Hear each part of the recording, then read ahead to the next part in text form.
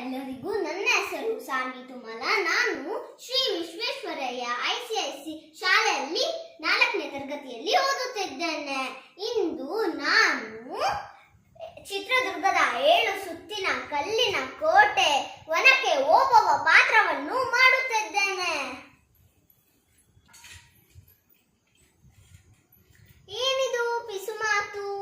ಓಹೋ, ಹೈದರಾಲಿಯ ಸೈನ್ಯವು ನಮ್ಮ ಚಿತ್ರದುರ್ಗ ಕೋಟೆಗೆ ನುಗ್ಗಿದೆ. ಗುಪ್ತದಾರದಿಂದ ಸೈನಿಕರು ಒಳಗೆ ನುಸುಳಿ ಬರಲು ಪ್ರಯತ್ನಿಸುತ್ತಿದ್ದಾರೆ.